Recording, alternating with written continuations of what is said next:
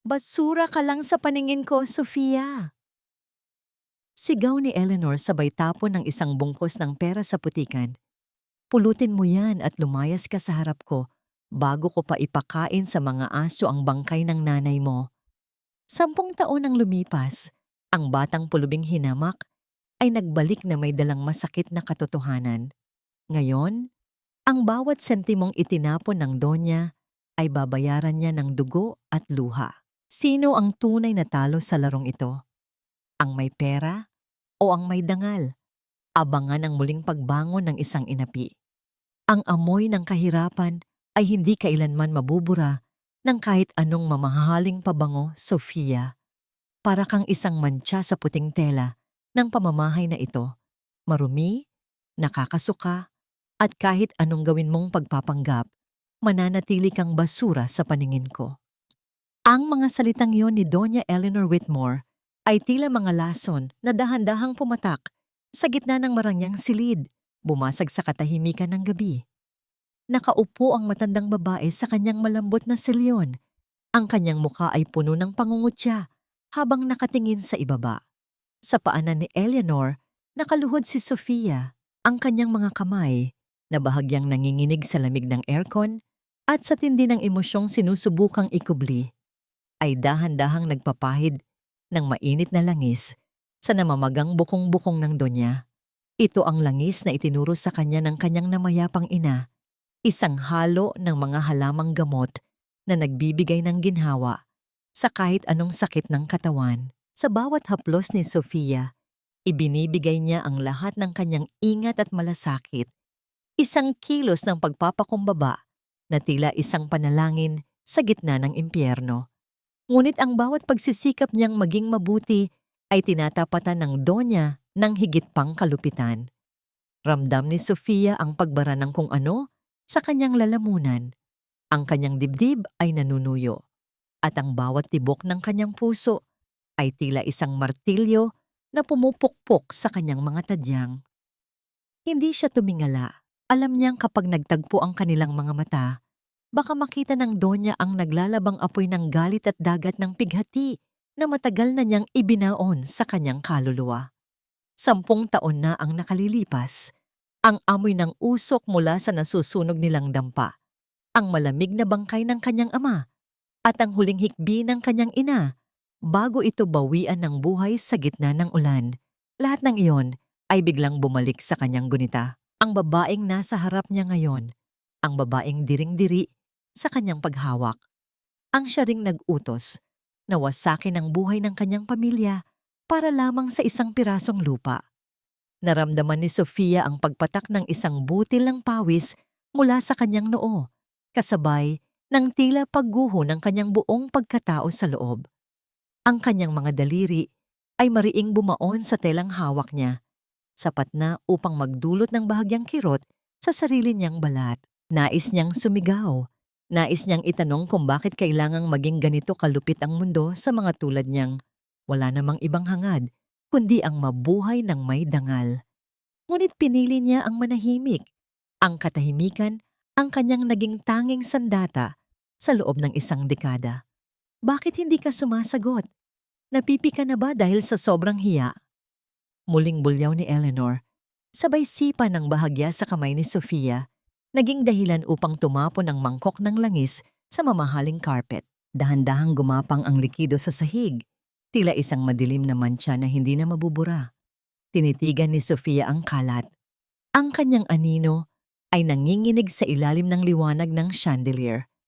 Ang bawat salita ni Eleanor ay tila isang karayom na paulit-ulit na itinutusok sa kanyang puso. Iniiwan siyang duguan, ngunit kailangang manatiling nakatayo. O sa pagkakataong ito, nakaluhod. Hanggang kailan ko kailangang lunukin ang sarili kong dangal para lamang makuha ang hustisyang matagal nang ninakaw sa amin? Hanggang kailan ko kayang tiisin ang bawat sampal ng nakaraan bago ako tuluyang maglaho sa dilim ng paghihiganting ito? Nanatiling nakayuko si Sofia habang ang anino ni Doña Eleanor ay tila isang dambuhalang halimaw na bumabalot sa buong silid, nag-iiwan ng isang tanong na walang kasagutan sa gitna ng nagngangalit na katahimikan. Ang bawat kuskus ng basahan sa malamig na marmol na sahig ay tila isang kumpas ng malungkot na awitin sa loob ng dambuhalang mansyon ni Doña Eleanor. Habang nakaluhod si Sofia, pinagmamasdan niya ang sariling refleksyon sa kintab ng sahig, isang anino ng babaeng puno ng sugat, ngunit pilit na bumabangon. Ang mansyong ito ay tila isang magandang palasyo sa labas, ngunit sa loob, bawat sulok ay bumubulong ng mga kwentong puno ng kasinungalingan at pait. Siguraduhin mong wala kahit isang bakas ng dumi riyan, Sofia. Dadating ang mga reporter mula sa Lifestyle Magazine para sa feature ng aking Anghel ng Pag-asa Foundation. I want everything to look as pure as my intentions, wika ni Eleanor habang naglalakad sa hallway. Ang tunog ng kanyang mamahaling takong ay tila mga pako na ibinabaon sa katahimikan ng paligid. Sandaling napatigil si Sofia sa pagpupunas, ang anghel ng pag-asa. Isang mapait na ngiti ang sumilay sa kanyang mga labi habang nakayuko.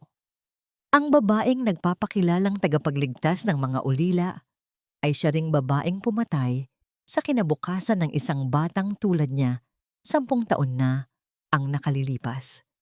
Sa harap ng kamera, si Eleanor ay isang santa, ngunit sa likod ng mga lente, siya ay isang reynang may tronong yari sa mga pangarap na kanyang winasak. Nang matapos sa loob, inutusan si Sofia na tumulong sa hardin. Doon niya nakilala si Mang Lito, ang matandang hardinero, na ang mga kamay ay kasing gasgas ng lupang kanyang binubungkal. Habang nagdidilig ng mga rosas, napansin ni Sofia ang panginginig ng mga kamay ng matanda nang dumaan ang donya sa malayo. Huwag mo siyang titingnan sa mga mata, iha. Mahinang bulong ni Mang Lito, ang boses ay tila tuyong dahon na hinihipan ng hangin. Dito sa pamamahay na ito ang mga pader ay may tenga at ang mga bulaklak ay may lason. Magtrabaho ka lang ng tahimik kung gusto mong tumagal. Ngunit ang katahimikan ng mansyon ay muling bumasag nang marinig ni Sofia ang isang pamilyar na bulyaw mula sa veranda. Si Marcus, ang tanging anak ni Eleanor, ay nakatayo doon habang ang kanyang ina ay tila isang lawing handang sumakmal. You are a disappointment, Marcus. Look at you, wasting your time with those useless paintings. I did not build this empire para lang magkaroon ng anak na walang alam gawin, kundi humawak ng brush. You are just like your father, weak and pathetic. Bulyaw ni Eleanor. Kitang-kita ni Sofia mula sa ibaba kung paano nanliit ang mga balikat ni Marcus, ang binata, na may mga matang tila laging naghahanap ng kaligtasan, ay hindi nakaimik. Pinunit ni Eleanor ang isa sa mga canvas ni Marcus. Ang tunog ng napupunit na tela ay tila isang pagsaksak sa puso ng sining. Para kay Eleanor, ang lahat ng bagay na hindi nagbibigay ng pera o kapangyarihan ay basura, pati na ang sarili niyang dugo at laman. Dumanas ng matinding kirot si Sofia para kay Marcus. Alam niya ang pakiramdam ng tinatanggalan ng halaga, ang pakiramdam ng ginagawang maliit sa harap ng mundong mapanghusga. Nang magdapit hapon, inutusan si Sofia ng mayordoma na maglinis sa lumang imbakan sa likod ng mansyon, isang madilim at maalikabok na silid kung saan itinatambak ang mga gamit na ayaw nang makita ni Eleanor. Sa gitna ng mga sirang muebles at lumang dokumento, may isang bagay na kumuha sa atensyon ni Sofia. Sa ilalim ng isang makapal na sapot ng gagamba, may isang maliit na kahong bakal na may kalawang na. Nang hipan niya ang alikabok, nakita niya ang isang ukit sa gilid nito. Isang maliit na simbolong hugis bulaklak ng kape. Tumigil ang mundo ni Sofia. Ang kanyang hininga ay tila naging yelo sa kanyang mga baga. Ang simbolong iyon ang ukit na ginawa ng kanyang ama sa maliit na baul ng kanyang ina bago sila palayasin sa kanilang lupain. Iyon ang tanging alaala ng kanilang pamilya na inakala niyang natupok na ng apoy. Dahan-dahang hinawakan ni Sofia ang malamig at kinalawang na bakal. Ang bawat gasgas sa ibabaw nito ay tila isang haplos mula sa kanyang nakaraan. Paanong napadpad ang kahong ito sa impyernong ito? Anong mga lihim ang itinatago ni Eleanor sa loob ng baul na ninakaw niya mula sa mga taong pinatay niya? Nanginginig ang mga daliri ni Sofia habang sinusubukang buksan ang kandado. Ang kanyang puso ay pumipintig ng mabilis, tila isang ibon na naghahanap ng labasan mula sa hawla. Sa bawat segundong lumilipas, ang dilim sa loob ng imbakan ay tila lalong sumisidhi, kasabay ng katotohanang mas malalim pa ang kasamaang nakatago sa mansyong Whitmore kaysa sa kanyang inaakala. Ang gabi sa mansyon ng mga Whitmore ay tila isang malawak na dagat ng katahimikan, ngunit para kay Sofia, bawat bulong ng hangin ay nagdadala ng bigat ng mga lihim na pilit niyang tinatago. Pagkatapos ng nangyari sa imbakan, hindi siya makatulog. Hawak pa rin niya sa kanyang isipan ang imahe ng kahong bakal ng kanyang ina, isang piraso ng kanyang puso na nasa kamay ng kaaway. Naglalakad siya sa madilim na pasilyo nang mapansin niya ang isang liwanag na nagmumula sa hardin. Doon, sa ilalim ng malamig na liwanag ng buwan, nakita niya si Marcus. Nakaupo ang binata sa sahig ng beranda. Ang mga piraso ng kanyang punit na canvas ay nagkalat sa paligid tila mga sugatang pakpak ng isang ibon. Ang kanyang mga kamay ay may mga bahid ng tuyong pintura at maliliit na galos mula sa pagtatangkang isalba ang kanyang gawa. Dahan-dahang lumapit si Sofia. Hindi siya nagsalita agad. Sa halip, lumuhod siya sa tabi ng binata at isa-isang pinulot ang mga piraso ng tela. Ang bawat dampi ng kanyang daliri sa magaspang na canvas ay tila isang pagkilala sa sakit na nararamdaman ni Marcus. Minsan, ang mga bagay na nasisira ay mas nagkakaroon ng kwento kaysa sa mga bagay na nananatiling buo. Mahinang simula ni Sofia. Ang kanyang boses ay tila isang mainit na kumot sa gitna ng ginaw. Tumingala si Marcus. Ang kanyang mga mata ay puno ng pagod at pangungulila. Bakit ba kailangang kontrolin ni Mom ang lahat, Sofia? Kahit ang tanging bagay na nagpapasaya sa akin, kailangang nakadikit sa pangalan at pera. I feel like a prisoner in my own home. Kumuha si Sofia ng isang malinis na panyo at dahan-dahang pinunasan ang mantsa ng pintura sa kamay ni Marcos. Isang saglit na katahimikan ang namayani sa pagitan nila. Isang sandali kung saan ang agwat ng kanilang katayuan sa buhay ay tila naglaho. Sa haplos na yon, naramdaman ni Marcos ang isang uri ng kalinga na hindi niya kailanman nakuha mula sa sariling ina. Iyon ang kanilang golden moment. Isang ugnayan ng dalawang kaluluwang kapwa-biktima ng kalupitan ni Eleanor. Ngunit sa itaas ng balkonahe, isang anino ang nakamasid. Si Eleanor, na balot ng kanyang mamahaling sutlang pantulog, ay nakatingin sa ibaba nang may nanlilisik na mga mata. Ang pagkalapit ng dalawa ay tila isang banta sa kanyang kapangyarihan. Isang hamak na katulong, sinusubukang akitin ang aking anak. Hindi ko hahayaang madumihan ang dugong Whitmore ng isang basurang tulad mo. Bulong niya sa sarili habang ang isang mapanganib na plano ay nabubuo sa kanyang isipan. Kinabukasan, ang katahimikan ng umaga ay binuwag ng isang matinis na sigaw mula sa kwarto ni Eleanor. Ang lahat ng katulong ay pinapunta sa malawak na salas. Nakatayo si Eleanor sa gitna. Ang kanyang mukha ay pulang-pula sa galit, habang hawak-hawak ang kanyang dibdib na tila hihimatayin. Nawawala ang aking diamanteng kwintas, ang huling alaala ng aking asawa. Sigurado akong isa sa inyo ang kumuha nito habang naglilinis kayo kahapon. Bulyaw niya. Ang kanyang mga mata ay agad na bumaon kay Sofia. Bago pa makasagot ang sinuman, inutos ni Eleanor sa kanyang mayordoma na halughugin ang lahat ng gamit ng mga katulong. Hindi nagtagal, bumalik ang mayordoma na may daladalang isang maliit na supot ng tela na galing sa ilalim ng kama ni Sofia. Nang buksan ito, kumislap ang marangyang kwintas sa ilalim ng liwanag ng chandelier. Hindi sa akin yan. Mahinahon ngunit may diin na wika ni Sofia, kahit na nararamdaman niya ang dahan-dahang paghigpit ng bitag sa kanyang leeg. Sinungaling, magnanakaw. Isang malakas na sampal ang dumapo sa mukha ni Sofia, naging dahilan upang mapaling ang kanyang ulo at magdugo ang gilid ng kanyang labi.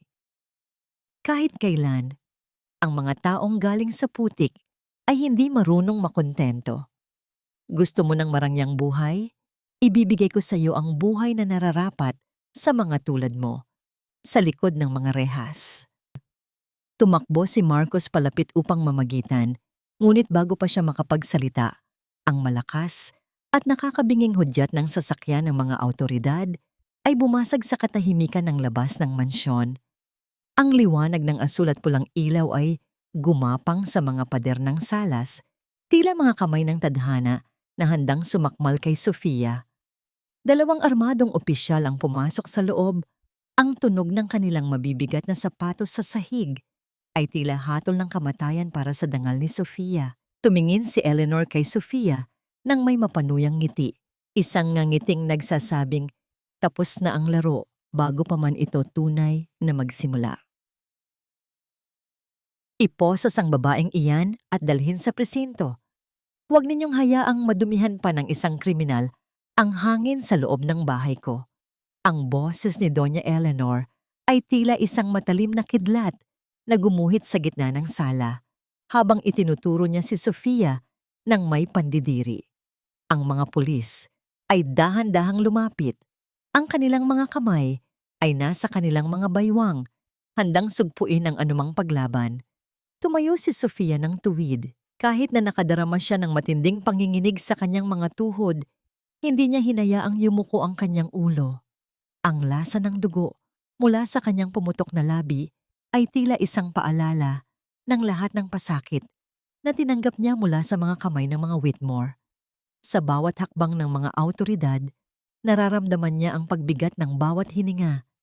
Tila ang buong kisame ng mansyon ay dahan-dahang bumababa upang itampisaw siya sa kahihiyan. Ngunit sa gitna ng kaguluhan, isang boses ang pumailan lang, matapang at puno ng paninindigan. Tumigil kayo! Walang kukuha sa kanya! Sigaw ni Marcos habang humaharang sa harap ni Sofia. Ang kanyang mga bisig ay nakadipa, tila isang kalasag na yari sa laman at buto. Nakita ko ang lahat, ma'am. Alam kong hindi siya ang kumuha ng kwintas na yan dahil kasama ko siya sa hardin sa oras na sinasabi mong nawala ito. Natigilan ang mga pulis. Ang katahimikan ay tila isang makapal na kumot na bumalot sa buong silid. Tumingin si Eleanor sa kanyang anak nang may halong gulat at puot. Ang kanyang sariling dugo, ang kanyang tanging tagapagmana, ay pinipili ang isang hamak na katulong kaysa sa kanyang sariling ina. Marcos, ano bang pinagsasabi mo? Nabubulagan ka na ba ng awa sa babaeng yan? Muling bulyaw ni Eleanor. Ang kanyang mga kamay ay mahigpit na nakakuyom hanggang sa mamuti ang kanyang mga buko-buko. Umalis ka riyan kung ayaw mong madamay sa kahiyang ito. Hindi ako aalis, ma'am, dahil alam ko ang totoo. Sagot ni Marcos. Ang kanyang boses ay hindi na nanginginig. At kung pipilitin niyo siyang dalhin, sasama ako sa presinto at magtetestigo laban sa sarili kong ina. Isang malakas na tunog ng palad na tumama sa pisngi ang muling umalingaw-ngaw. Sinampal ni Eleanor si Marcos, isang sampal na hindi lamang para sa pagsuway, kundi para sa pagkatalo ng kanyang kontrol. Ang bawat tao sa silid ay tila naging rebulto sa gulat. Ngunit sa halip na umatras, nanatiling nakatayo si Marcos, ang kanyang mukha ay namumula.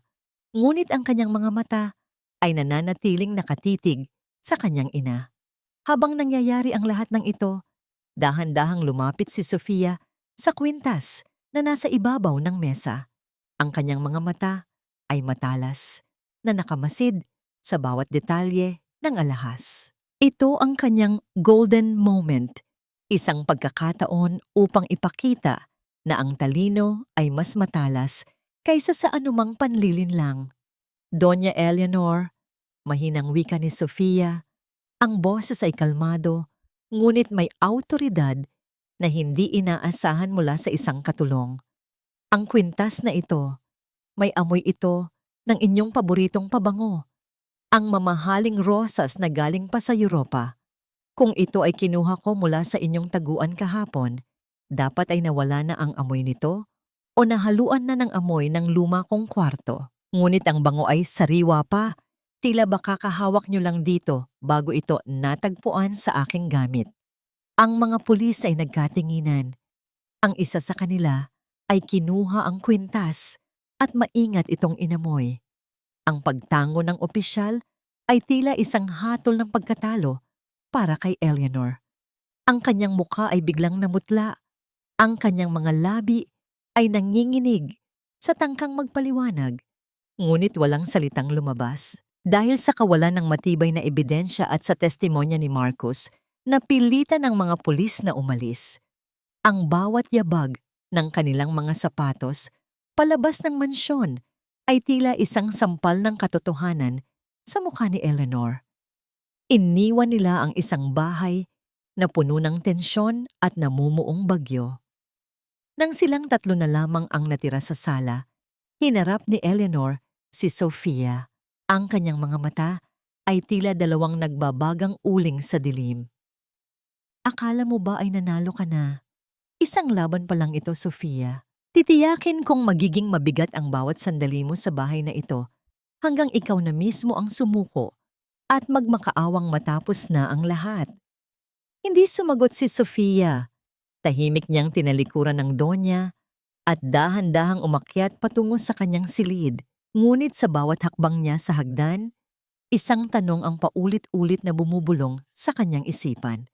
Hanggang kailan kayang protektahan ni Marcus ang isang tulad ko bago siya tuluyang durugin ang sarili niyang ina? Ang bawat baitang ng hagdan ay tila isang malaking panganib habang dahan-dahang bumababa si Sofia sa gitna ng malalim na gabi. Ang buong mansyon ng mga Whitmore ay balot ng isang nakabibinging katahimikan. Tila isang dambuhalang nilalang na natutulog ngunit handang gumising sa kaunting pagkakamali. Ang tanging liwanag na gumagabay sa kanya ay ang maputlang sinag ng buwan na tumatagos sa malalaking bintana. Nag-iiwan ng mahahabang anino sa dingding na tila mga kamay na gustong humawak sa kanyang laylayan. Hindi mapakali ang kalooban ni Sofia mula nang makita niya ang baul ng kanyang ina sa imbakan. Alam niyang may mas malalim pang itinatago si Eleanor sa loob ng kanyang silid-aklatan. Ang lugar kung saan ginagawa ang mga transaksyong nagpabagsak sa maraming buhay. Sa bawat hakbang, nararamdaman niya ang lamig ng sahig na gumagapang sa kanyang mga paa. Isang paalala na siya ay isang estranghero sa loob ng bahay na ito. Isang magnanakaw sa gabi na naghahanap ng katotohanang matagal nang ibinaon. Nang marating niya ang pintuan ng opisina ni Eleanor, mabilis ang pintig ng kanyang puso. Ang marahang pag-ikot ng doorknob ay tila isang napakalakas na tunog sa kanyang pandinig. Kahit na wala namang ibang nakakarinig nito, pumasok siya at agad na hinalughog ang mga cabinet na gawa sa mamahaling kahoy. Ang amoy ng lumang papel at mamahaling pabango ni Eleanor ay tila sumasakal sa kanya. Sa ilalim ng isang tumpok ng mga legal na dokumento, nakatagpo siya ng isang folder na may tatak na San Rafael Project, 2014. Ito ang taon kung kailan nawala ang lahat sa kanila. Nanginginig ang kanyang mga daliri habang binubuklat ang mga pahina. Doon, nakita niya ang mga dokumento ng paglilipat ng lupa na may mga pamilyar na pirma. Ngunit ang isa ay kumuha ng kanyang pansin. Isang sulat na sulat kamay ng kanyang ama. Ito ang kanyang golden moment. Ang bawat kurba ng panulat ng kanyang ama ay tila isang haplos mula sa kabilang buhay. Pakiusap, Doña Eleanor. Huwag niyo kaming paalisin. Ito na lamang ang tanging pamana ko sa aking asawa at anak. Basa niya sa kanyang isipan. Ang sulat ay may mantsa ng tuyong tubig, mga luha ng kanyang ama na pumatak habang nagmamakaawa sa isang babaeng walang puso. Ang sakit na naramdaman ni Sofia ay tila isang kutsilyong dahan-dahang hinihiwa ang kanyang dibdib. Iniiwan siyang duguan sa gitna ng karangyaan ng kanyang kaaway. Ngunit bago pa siya makapagpatuloy, narinig niya ang mahinang tunog ng mga yabag sa labas. Mabilis niyang ibinalik ang folder at nagtago sa likod ng mahabang kurtina. Ang bawat hininga niya ay pinigil. Ang kanyang katawan ay naging kasing tigas ng bato habang pinagmamasdan ang dahan-dahang pagbukas ng pinto. Pumasok si Eleanor, dala ang isang baso ng alak. Hindi niya binuksan ang ilaw. Sa halip, pumunta siya sa bintana at tumingin sa labas. Ang kanyang anino ay tila isang mahabang galamay na bumabalot sa silid. Kinuha niya ang kanyang telepono at may tinawagan. Siguraduhin mong hindi na siya muling makakabalik. Malamig na wika ni Eleanor sa kabilang linya. Ang kanyang boses ay walang bakas ng emosyon. Tila ba naguutos lamang siya ng pagbili ng kape. May nakita akong mga dokumentong hindi dapat nakuha ng kung sino. At yung taong galing sa nakaraan, alam mo na ang dapat mong gawin. Hindi ko hahayaang masira ang selebrasyon ng ika-10 taon ng Whitmore dahil sa isang multong dapat ay matagal nang nabulok.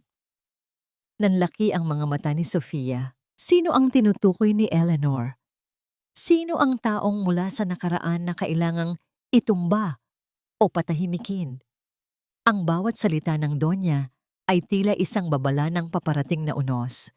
Nang lumabas si Eleanor at dahan-dahang sumara ang pinto, nanatiling nakatago si Sofia, ang kanyang buong pagkatao ay nanginginig hindi sa takot, kundi sa isang uri ng puot na hindi niya inakalang kaya niyang maramdaman. Alam na niya ngayon na ang laban na ito ay hindi lamang tungkol sa pera o lupa.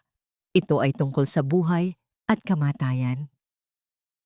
Siguraduhin mong ang bawat tasa ay kumikinang na tila mga diamante, Sofia. Ayokong mapahiya sa harap ng mga taong tunay na may halaga sa lipunang ito. Hindi tulad mo na isang hamak na mantsa lamang sa puting mantel ng buhay ko. Ang boses ni Doña Eleanor ay tila isang matalim na latigo na humahagupit sa katahimikan ng malawak na kusina. Nakatayo ang matandang babae.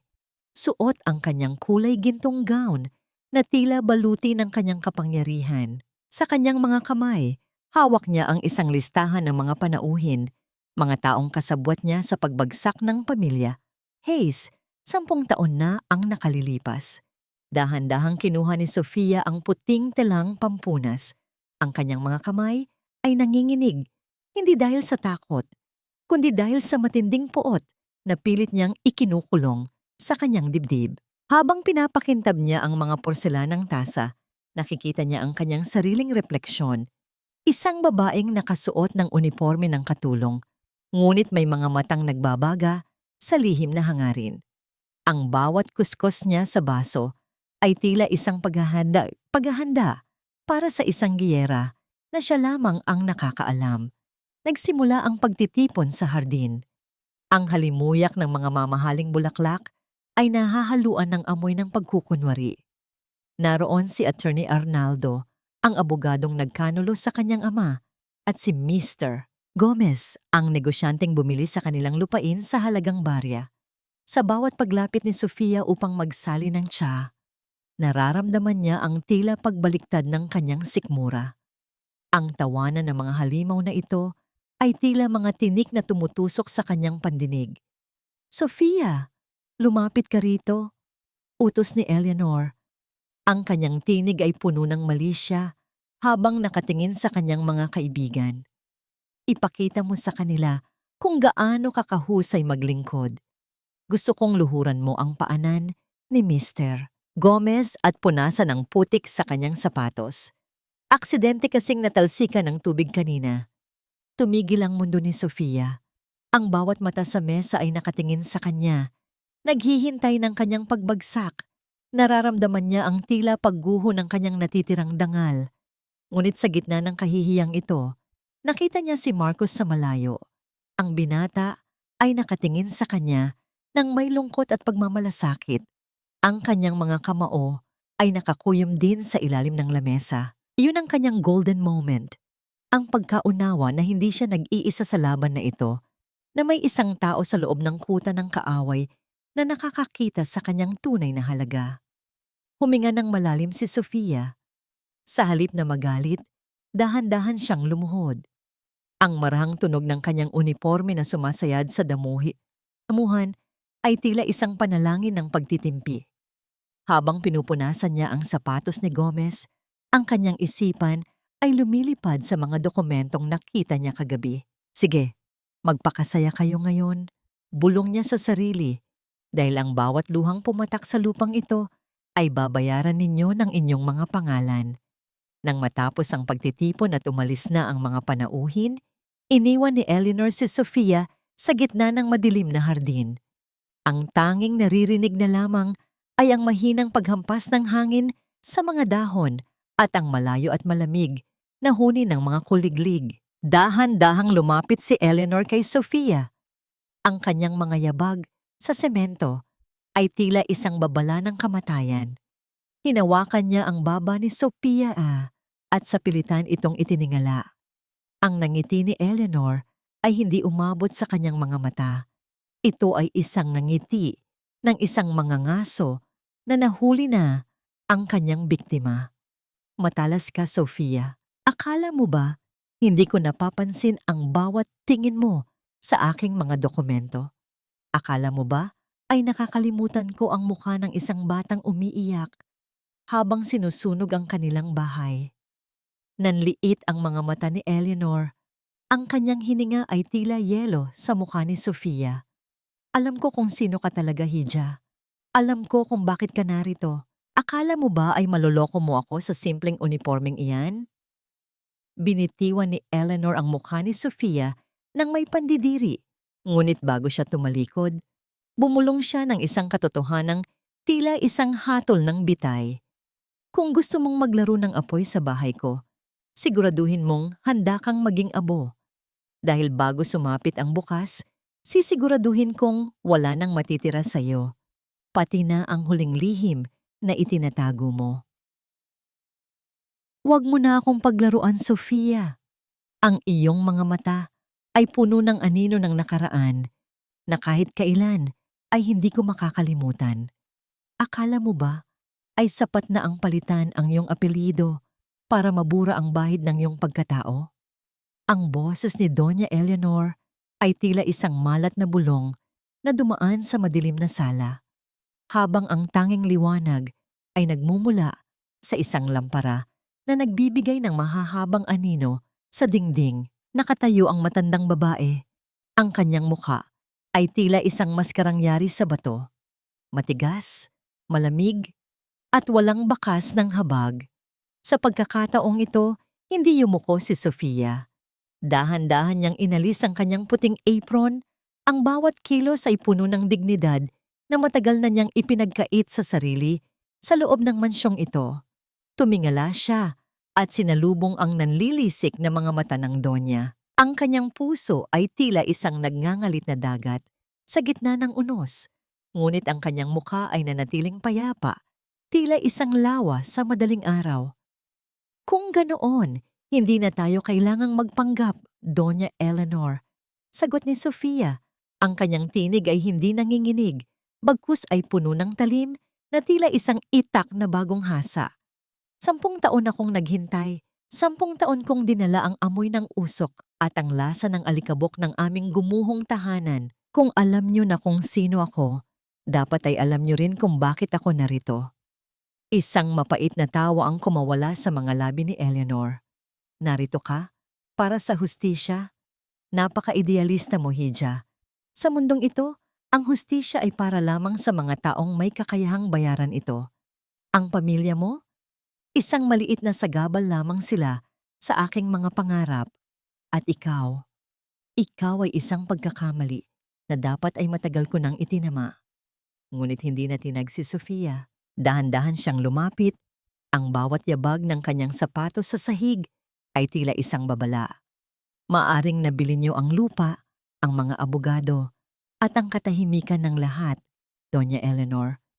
Ngunit may isang bagay kayong hindi kayang bilhin, ang katotohanan tungkol sa inyong asawa. Alam ko ang tungkol sa lihim na account at ang babaeng itinago niyo sa lahat bago siya mamatay. Isipin niyo na lang kung anong mangyayari sa inyong malinis na reputasyon kapag nalaman ng lahat na ang yaman ng mga Whitmore ay yari sa panloloko at pangangalunya.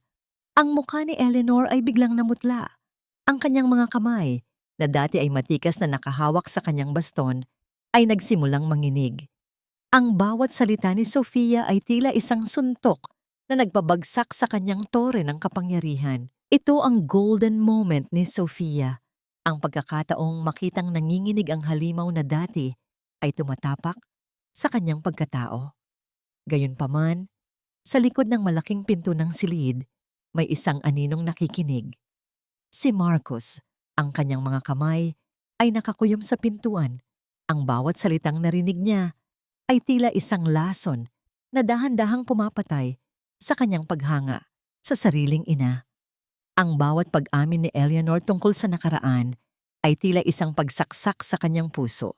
Naramdaman ni Sofia ang presensya ng isang tao sa labas. Tumingin siya sa direksyon ng pinto at doon, dahan-dahang bumukas ang kahoy na harang.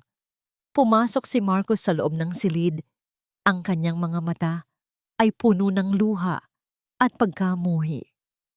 "Totoo ba, ma'am?" tanong ni Marcus. Ang kanyang boses ay halos isang bulong na lamang dahil sa tindi ng emosyon. Lahat ng sinabi niya, ang pagkamatay ng pamilya niya, ang mga kasinungalingan niyo. Totoo ba ang lahat ng ito? Katahimikan ang sumunod, isang katahimikang mas masakit pa sa anumang hiyaw. Hindi makatingin si Eleanor sa kanyang anak. Ang kanyang pagmamataas ay biglang gumuho sa harap ng tanging taong mahalaga sa kanya. "Marcus, hayaan mong magpaliwanag ang iyong ina." Tangka ni Eleanor, ngunit itinaas ni Marcus ang kanyang kamay upang patigilin ito. "Wag, ma'am. Wag na kayong magsinungaling pa," wika ni Marcus bago hinarap si Sofia. Isang mahabang tingin ang ipinagpalit ng dalawa. Isang tingin na puno ng pighati, paghingi ng tawad, at isang ugnayang tuluyan ng nabasag. Dahan-dahang tumalikod si Marcus at lumabas ng silid. Ang bawat hakbang niya ay tila isang paglayo sa lahat ng bagay na itinayo ni Eleanor. Naiwan si Sofia at Eleanor sa gitna ng nagngangalit na katahimikan. Tumingin si Sofia sa Donya, wala nang galit, kundi isang malamig na pagtanggap. "Ngayon, Donya Eleanor, hindi na lamang ako ang nakakaalam ng inyong lihim, ang inyong sariling anak na ang humatol sa inyo." Naiwang mag-isa si Eleanor sa gitna ng madilim na silid, habang ang lampara ay dahan-dahang nauubusan ng langis, tila isang simbolo ng kanyang dahan-dahang paglubog sa dilim ng sarili niyang mga kasalanan. Ang bawat tibok ng orasan sa pasilyo ng mansyon ay tila isang mabigat na hakbang ng tadhana. Matapos ang madilim na gabi ng paghaharap, ang hangin sa loob ng tahanan ng mga Whitmore ay tila naging malapot at mahirap langhapin. Si Donya Eleanor ay nagkulong sa kanyang silid, habang si Marcus naman ay hindi na umuwi simula na ng gabing iyon. Ngunit para kay Sofia, hindi ito ang oras para magpahinga. Ito ang simula ng kanyang tunay na pag-atake. Hindi sa pamamagitan ng dahas, kundi sa pamamagitan ng pagkakaisa ng mga taong matagal nang tinapakan ng Donya. Sa loob ng kusina, habang ang madaling araw ay dahan-dahang sumisilip sa bintana, tahimik na nagtitimpla ng kape si Sofia. Isa-isang dumating ang iba pang mga katulong. Si Aling Rosa, na may rayuma na sa katatrabaho, si Lito na laging nakayuko, at ang batang si Jessa na takot tuwing maririnig ang boses ng Donya. "Hindi na natin kailangang matakot sa kanya." Mahinang simula ni Sofia, ang kanyang boses ay tila isang mainit na agos sa gitna ng ginaw. Ang kapangyarihan niya ay yari lamang sa ating takot. Kapag nawala ang ating takot, wala na siyang lakas. Tumingala si Mang Lito, ang kanyang mga mata ay puno ng pag-aalinlangan. "Pero Sofia, siya si Donya Eleanor. Isang kumpas lang ng kamay niya, maaari tayong mawala ng trabaho. O higit pa." Dahan-dahang hinawakan ni Sofia ang magaspang na kamay ni Mang Lito. Ito ang kanyang golden moment, ang sandali ng pagkilala sa sakit ng kapwa. "Mang Lito, alam ko ang tungkol sa iyong anak na hindi nakapagtapos dahil kinuha niya ang inyong mga benepisyo. Rosa, alam ko ang tungkol sa mga gamot na hindi mo mabili dahil sa kakarampot na sahod. Hindi tayo narito para maglingkod sa isang reyna. Narito tayo dahil wala tayong pagpipilian. Pero paano kung sabihin ko sa inyo na may paraan para mabawi natin ang ating dangal? Sa mga sumunod na araw, ang mansyon ay naging saksi sa isang tahimik na rebelyon. Ang mga utos ni Eleanor ay hindi na sinusunod ng mabilis. Ang mga pagkain ay laging kulang sa asin o kaya ay sobra ang anghang. Ang kanyang mga mamahaling damit ay hindi na plansado ng maayos. Sa bawat sigaw ng Donya, ang tanging isinasagot ng mga katulong ay isang malamig na pagtango at katahimikan. Nararamdaman ni Eleanor na dahan-dahang dumadausdos ang kontrol sa kanyang mga daliri. Tila ba ang mismong mga pader ng kanyang bahay ay tumatalikod na sa kanya? Anong nangyayari sa inyong lahat? Bulyaw ni Eleanor isang umaga habang nakatayo sa gitna ng salas. Ang kanyang buhok ay gulo-gulo at ang kanyang mukha ay puno ng pagod dahil sa kawalan ng tulog. Bakit tila lahat kayo ay naging bingi at pipi? Sofia, ikaw ang may gawa nito, hindi ba? Hindi sumagot si Sofia. Ipinagpatuloy lamang niya ang pag-aayos ng mga bulaklak sa florera. Ang kanyang bawat kilos ay puno ng kapayapaan na lalong nagpapakulo sa dugo ng matandang babae. Ang bawat galit na salita ni Eleanor ay tila tumatalbog lamang sa isang pader ng dignidad na itinayo ni Sofia para sa kanilang lahat.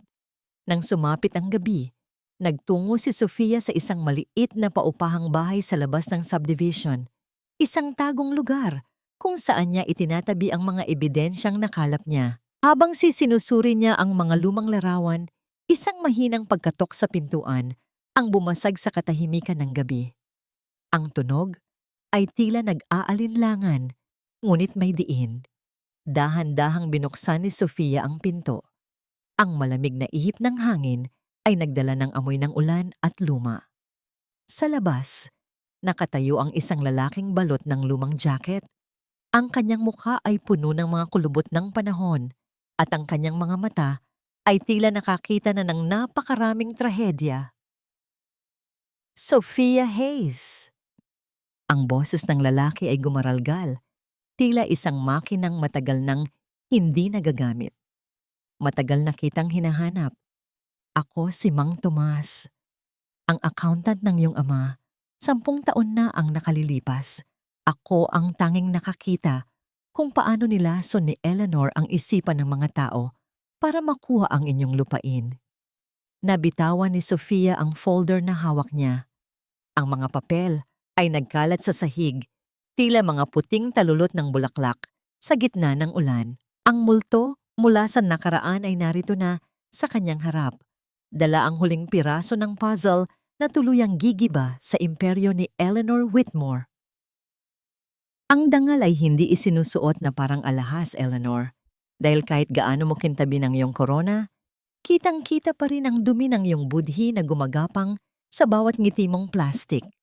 Ang boses na yon ay hindi nagmula sa entablado, kundi mula sa pintuan ng malawak na ballroom ng Whitmore Grand Hotel. Ang lahat ng mga mata ng mga elitista, mga negosyante at mga sikat na personalidad ay sabay-sabay na lumingon. Ang katahimikan ay tila isang malakas na hampas ng hangin na tumama sa bawat sulok ng silid. Nakatayo sa gitna ng entablado si Doña Eleanor.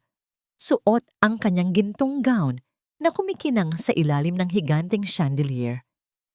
Hawak na niya ang tropeo para sa Most Outstanding Philanthropist of the Decade. Ang kanyang ngiti ay biglang naging isang maputlang maskara.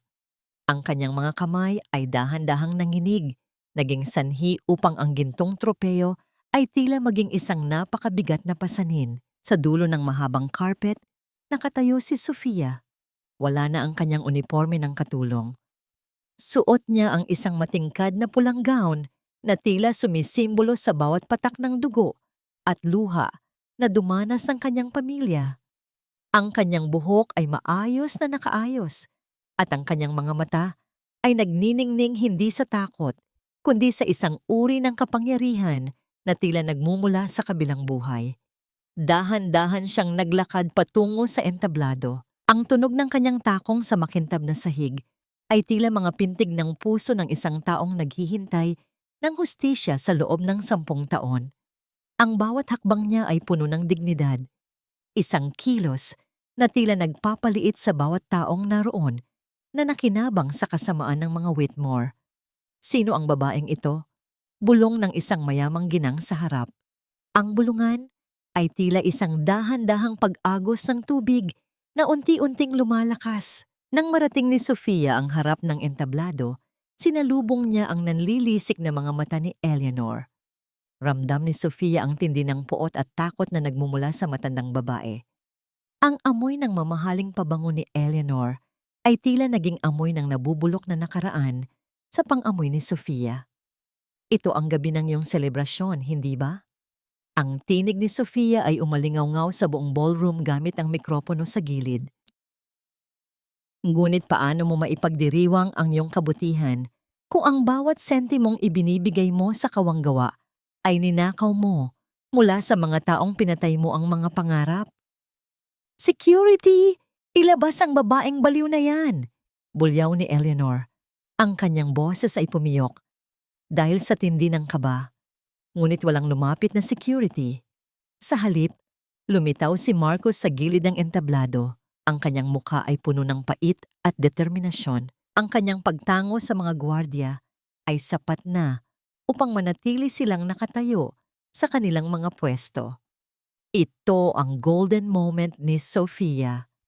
Itinaas niya ang kanyang kamay at sa malaking screen sa likod ni Eleanor, biglang bumukas ang isang video. Hindi ito ang mga larawan ng charity work ni Eleanor.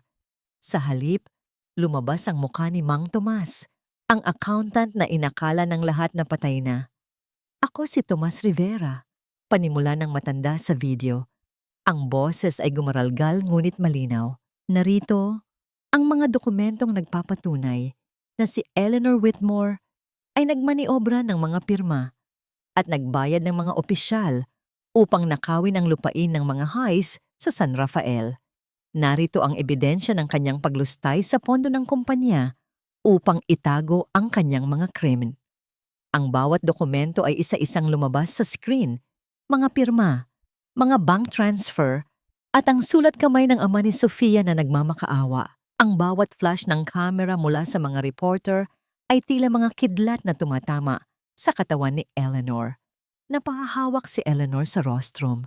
Ang kanyang mga tuhod ay tila naging jelly.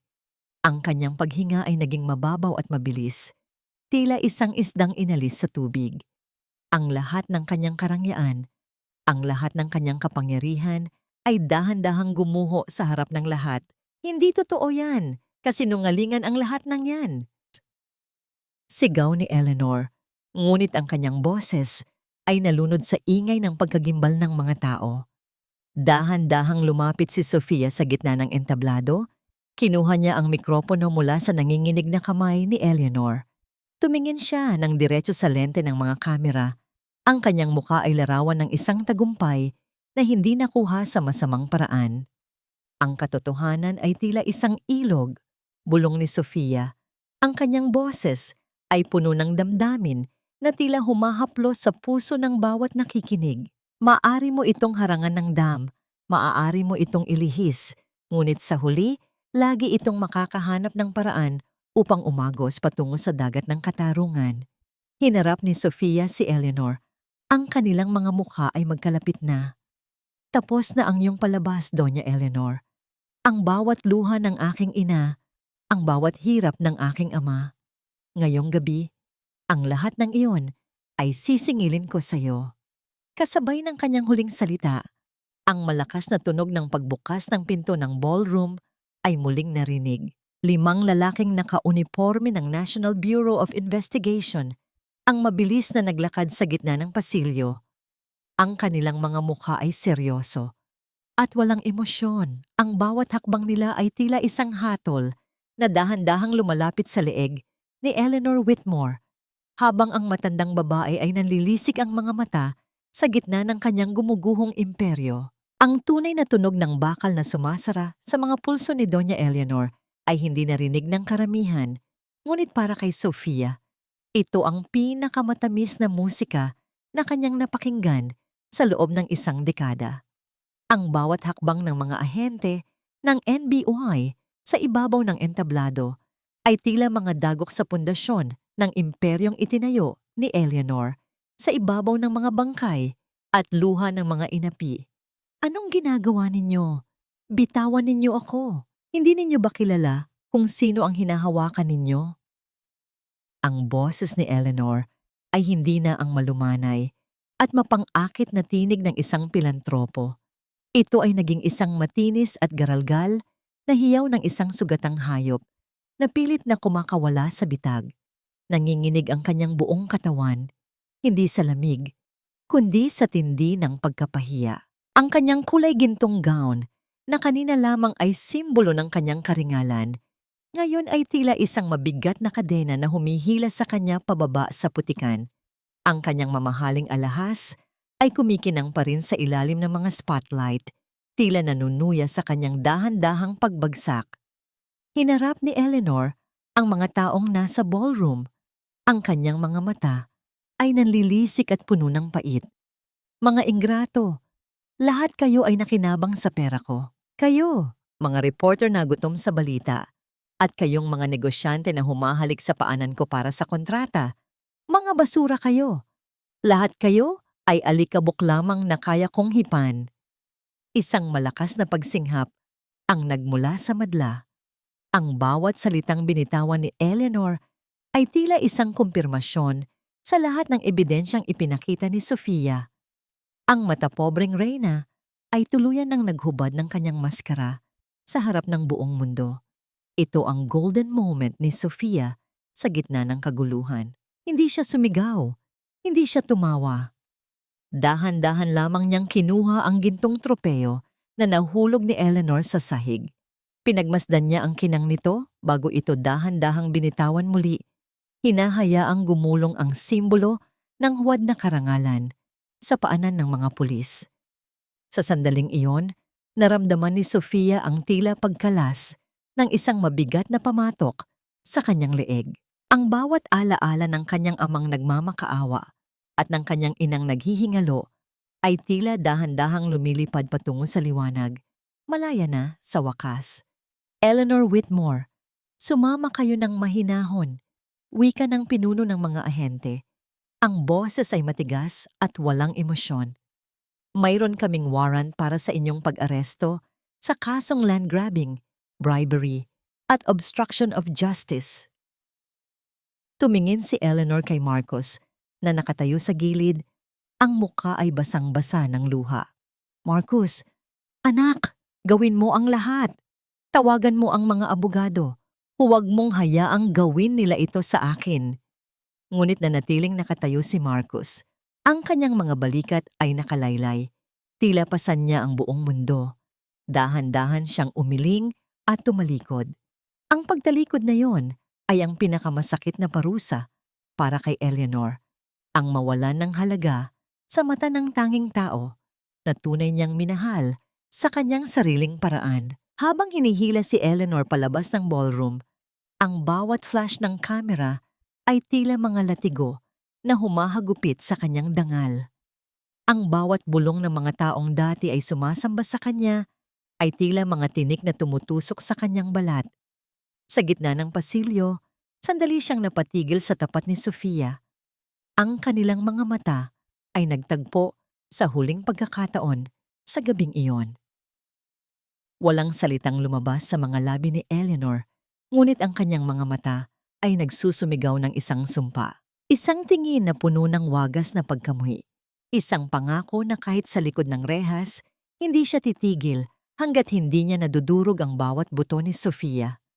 Naiwan si Sofia sa gitna ng entablado, habang ang tunog ng papalayo ng mga sirena ng sasakyan ay dahan-dahang nilalamon ng katahimikan ng gabi. Ang imperyo ng mga Whitmore ay gumuho na, ngunit alam ni Sofia na ang tunay na laban para sa kanyang kapayapaan ay nagsisimula pa lamang. Hindi ang mga rehas na ito ang tunay mong kulungan, Eleanor, kundi ang puot na matagal mong pinangalagaan sa iyong sariling dibdib. Ang boses ni Sofia ay mahina lamang, halos isang bulong na dinala ng malamig na hangin sa loob ng bumibisitang silid ng piitan. Sa kabila ng makapal na salamin, nakita niya ang isang babaeng hindi na niya halos makilala. Ang dating Doña Eleanor Whitmore, ang reyna ng real estate, ang babaeng ang bawat salita ay batas. Ngayon ay nakasuot na lamang ng kupas na unipormeng kulay kahel. Wala na ang kanyang mga diamante, wala na ang kanyang mamahaling make-up, at ang kanyang buhok ay tila naging kasing puti na ng mga pader na nakapaligid sa kanya. Tumingin si Eleanor kay Sofia, ang kanyang mga mata ay nananatiling matalim, ngunit wala na itong apoy. Ang bawat kulubot sa kanyang mukha ay tila mga ukit ng bawat kasalanang kanyang ginawa. Ang bawat paghinga niya ay mabigat. Tila ba ang bawat segundo sa loob ng selda ay isang taon ng pagdurusa. Pumarito ka ba para pagtawanan ako? Ang garalgal na tinig ni Eleanor ay dumaan sa speaker ng intercom. Para makitang nasa putikan na ang babaeng itinuring mong halimaw, dahan-dahang umiling si Sofia. Ang kanyang mga mata ay walang bakas ng panunuya, kundi isang uri ng malalim at tahimik na habag. Pumarito ako para magpaalam, Eleanor, hindi sa iyo bilang kaaway, kundi sa galit na nagpabigat sa puso ko sa loob ng 10 taon. Ngayong nakuha ko na ang katarungan, napagtanto ko na ang paghihiganti ay hindi pala nagbibigay ng kapayapaan. Ang pagpapatawad sa sarili, ang tunay na lunas. Tumayo si Sofia at dahan-dahang lumabas ng piitan. Ang bawat yabag ng kanyang sapatos sa semento ay tila isang paglayo sa dilim. Sa labas ng gate, naghihintay si Marcos. Ang binata ay nakatayo sa tabi ng isang lumang puno. Ang kanyang mukha ay puno ng pag-aalinlangan. Inabot ni Sofia ang isang makapal na sobre kay Marcos. Ito ang dokumento ng paglilipat ng bahagi ng lupain ng mga Whitmore na legal na nakuha ni Sofia. Ito ay para sa iyo, Marcos. Hindi ito galing sa nakaw na yaman ng iyong ina, kundi ito ang bahagi ng hustisyang nais kong ibahagi sa tanging taong naging totoo sa akin sa bahay na yon. Gamitin mo ito para bumuo ng sarili mong pangalan, malayo sa anino ng nakaraan. Ito ang kanilang golden moment.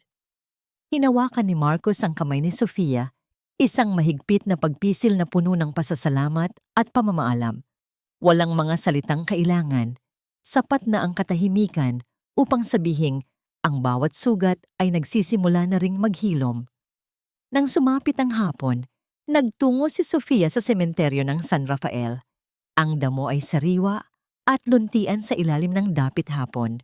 Ang bawat hakbang niya patungo sa 2 payak na krus ay tila isang paglalakad patungo sa kanyang pinagmulan. Ang amoy ng mga bulaklak ng sampagita ay humahalimuyak sa paligid. Tila isang mainit na yakap mula sa kabilang buhay. Lumuhod si Sofia sa harap ng mga puntod ng kanyang ama at ina. Ang kanyang mga daliri ay dahan-dahang humaplos sa malamig na semento kung saan nakaukit ang kanilang mga pangalan. Sa bawat dampi, nararamdaman niya ang dahan-dahang pagluwag ng buhol sa kanyang dibdib. Itay, inay. Tapos na po, ang kanyang boses ay naging isang basag na hikbi. Nabalik na po ang ating dangal. Ang bawat luhang pumatak noong gabing iyon ay napalitan na ng katarungan. Maaari na kayong magpahinga ng payapa. At ako, maaari na rin akong magsimulang mabuhay para sa aking sarili. Napahagulgol si Sofia. Ang kanyang mga balikat ay nanginginig sa tindi ng emosyong binitawan niya pagkatapos ng 1 dekada. Ang bawat patak ng kanyang luha sa tuyong lupa ay tila isang ulan na nagdidilig sa isang bagong binhi ng pag-asa. Ang bigat na pasan-pasan niya, simula noong siya ay 18 taong gulang pa lamang, ay tuluyan ng natunaw sa gitna ng katahimikan ng sementeryo. Ang bawat huni ng ibon sa itaas ng puno at ang marahang paghampas ng hangin sa mga dahon ay tila isang awit ng pagdiriwang. Ang gabi ay dahan-dahang dumarating. Ngunit sa unang pagkakataon, hindi na natatakot si Sofia sa dilim. Dahil alam niya, sa bawat paglubog ng araw, may isang bagong umaga na naghihintay, isang umagang wala ng bahid ng pait, kundi puno ng liwanag at kapayapaan. Ang bawat sinag ng araw na tumatama sa bintana ng bagong tayong bahay haze ay tila mga daliri ng liwanag na humahaplos sa mga sugat ng nakaraan. Sa baybay ng San Rafael, kung saan dati ay usok at abo lamang ang makikita, ngayon ay nakatayo ang isang tahanan para sa mga kababaihang nawalan ng boses at pag-asa. Ang amoy ng sariwang pintura ay nahahaluan ng bango ng mga bulaklak ng kape, isang paalala na ang buhay ay laging may paraan upang bumangon mula sa pagkakalibing sa lupa. Naglalakad si Sofia sa malawak na beranda. Hawak ang isang tasa ng mainit na barako. Pinagmamasdan niya ang mga kababaihan sa loob. Ang ilan ay nagtatawanan habang nagluluto. Ang ilan naman ay tahimik na nagbabasa. Ang bawat isa sa kanila ay may sariling kwento ng pait. Ngunit dito, sa ilalim ng pangangalaga ni Sofia, natututuhan nilang muling buuin ang kanilang mga sarili. Ang bawat hakbang ni Sofia sa sahig na gawa sa matibay na nara ay tila isang pagpapatunay na ang tunay na tagumpay ay hindi nasusukat sa laki ng perang nakuha, kundi sa dami ng buhay na muling nabigyan ng liwanag. Isang pamilyar na tunog ng sasakyan ang dahan-dahang huminto sa harap ng gate. Bumaba si Marcus, bitbit ang isang bungkos ng puting liryo. Wala na ang lungkot sa kanyang mga mata. Pinalitan na ito ng isang uri ng kapayapaan na tila nakuha niya mula sa pagpinta ng mga bagong simula. Mukhang napakaabala ng aming tagapagtanggol ngayon, biro ni Marcus habang papalapit sa beranda. Ang kanyang boses ay puno ng init, isang uri ng pagkakaibigan na dahan-dahang tumutubo patungo sa isang bagay na mas malalim, ngunit hindi minamadali. Ito ang kanilang golden moment. Umupo sila sa tapat ng isa't isa, pinagmamasdan ang paglubog ng araw na nagbibigay ng kulay rosas na liwanag sa langit. Salamat sa pagbisita, Marcos. Kumusta ang iyong gallery sa Maynila? Tanong ni Sofia, ang kanyang nangiti ay totoo at abot hanggang sa kanyang mga mata. Maayos na, Sofia. Ang mga painting ko ngayon, hindi na sila tungkol sa mga hawla at anino. Puno na sila ng liwanag, gaya ng itinuro mo sa akin, sagot ni Marcos. Hinawakan niya ang kamay ni Sofia sa ibabaw ng lamesa, isang banayad na pagdampi na nagdala ng mabilis na pintig sa puso ni Sofia, isang damdamin ng kilig na matagal na niyang inakalang patay na. Sana, sa susunod na exhibition ko, ikaw ang maging bida. Tingnan natin, Marcos, sa ngayon, mas gusto ko munang lasapin ang katahimikan ng pagiging malaya, sagot ni Sofia nang may kasamang mahinang tawa. Ang kanilang ugnayan ay tila isang dahan-dahang pag-agos ng tubig, walang pilit, walang pangamba. Nang umalis si Marcos at ang gabi ay dahan-dahang bumalot sa paligid, naiwang mag-isa si Sofia sa beranda. Ang lamig ng hangin ay tila isang bulong ng pasasalamat mula sa kanyang mga magulang. Huminga siya ng malalim, nilalanghap ang bawat sandali ng kanyang bagong buhay. Sa wakas, ang pangalang Sofia Hayes ay hindi na simbolo ng pighati, kundi isang pangalan ng pag-asa. Ngunit bago siya pumasok sa loob, napansin niya ang isang maliit na paketeng nakalagay sa ibabaw ng upuan. Walang pangalan ng nagpadala. Dahan-dahan niya itong binuksan. Sa loob, may isang luma at kalawanging susi. Ang susi ng kanilang orihinal na pintuan na nawala noong gabi ng sunog. Kasama ng susi ay isang maikling sulat sa isang pirasong papel na halatang galing sa isang lumang notebook. Ang bawat pintuan na isinara ng kasamaan ay may susing sadyang itinago ng tadhana para sa tamang panahon. Nangunot ang noo ni Sofia habang hinahawakan ang malamig na bakal ng susi. Saan nanggaling ito? Sino ang nagtatago nito sa loob ng 10 taon? Ang bawat katanungan ay tila isang bagong sinulid na dahan-dahang humihila sa kanya patungo sa isa pang lihim na hindi pa niya natutuklasan tungkol sa kanyang sariling pamilya. Tumingin si Sofia sa kadiliman ng labas. Ang kanyang puso ay muling tumibok ng mabilis.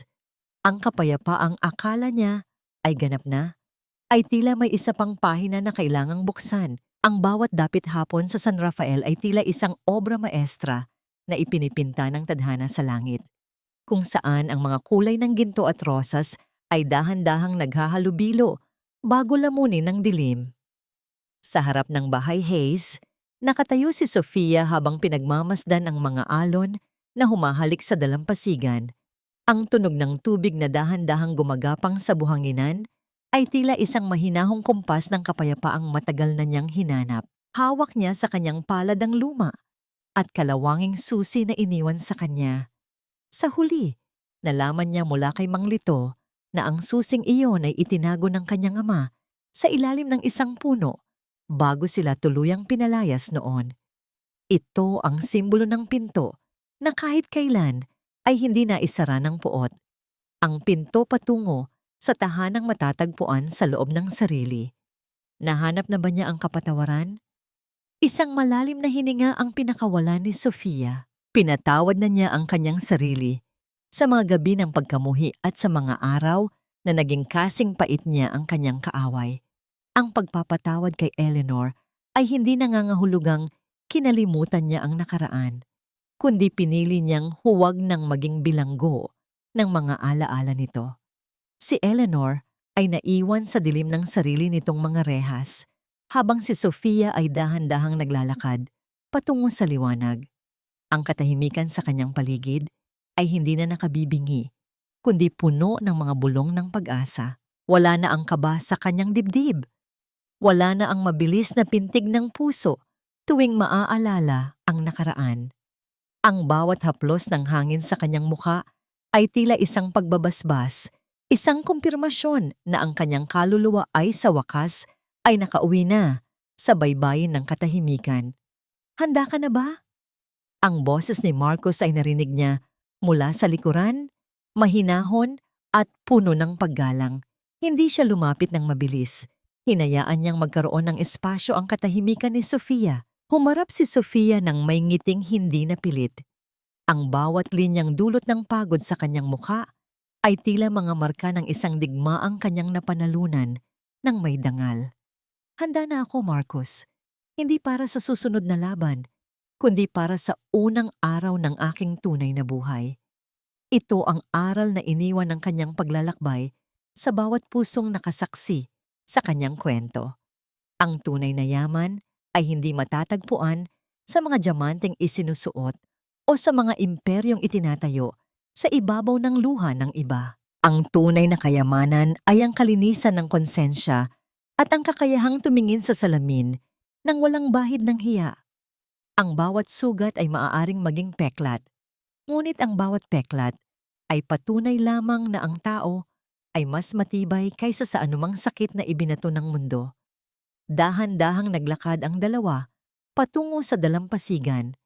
Ang kanilang mga anino ay humahaba sa ilalim ng papalubog na araw. Ang bawat yabag nila sa basang buhangin ay dahan-dahang binubura ng tubig. Tila ba sinasabi ng dagat na ang bawat pait ng kahapon ay maaari ring hugasan at dalhin sa kailaliman upang maging bahagi na lamang ng malawak na limot. Ang huling sinag ng araw ay tuluyan ng naglaho. Ngunit sa puso ni Sofia Hayes, ang liwanag ay hindi na kailanman muling mamamatay. Tapos na ang gabi ng paghihiganti. Narito na ang bukang liwayway ng pag-ibig at pagsisimulang muli.